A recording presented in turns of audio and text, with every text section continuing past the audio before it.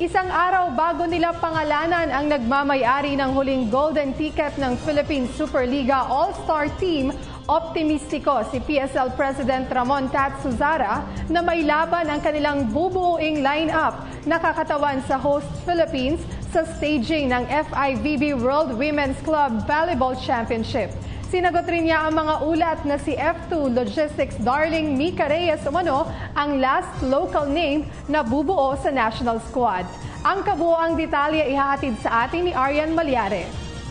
Nakalutang sa ere ang sagot ni Philippine Superliga President Ramon Tat Suzara patungkol sa mga suspetsya ng ilang mga fans at volleyball enthusiasts na si De La Salle star spiker Mika Reyes ang nagmamay-ari ng huling golden ticket sa PSL All-Star Team.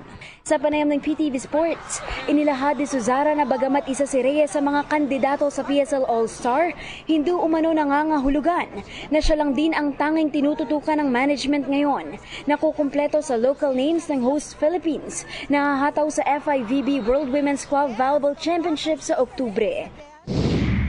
Well, Mika Reyes is a candidate, but we have to decide tonight, and then we will announce it tomorrow, the last ticket for the team.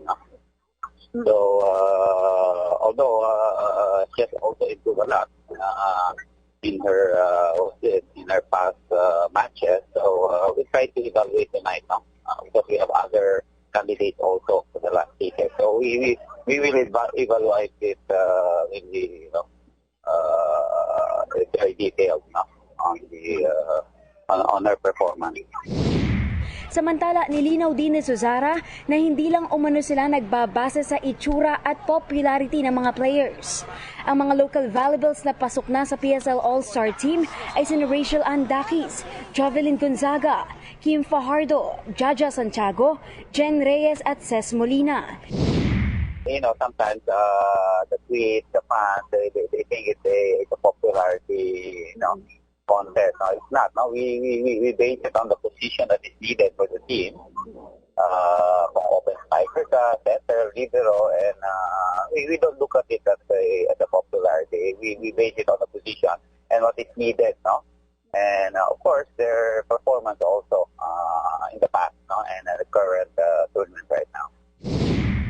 Ibinalita rin ng PSL top leader na sa susunod na linggo ay mapafinalize na rin umano nila ang 7 foreign names na maglalaro para sa Pilipinas.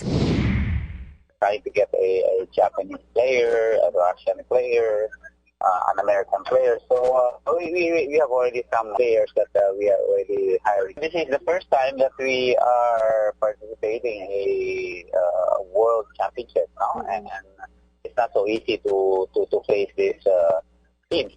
These teams are world class. They have the world class best players also. So we just need to, first is to participate, and this is a good experience for us, and we'll do our best, because it's not easy to have 7 local PSL players and the 7 foreign players.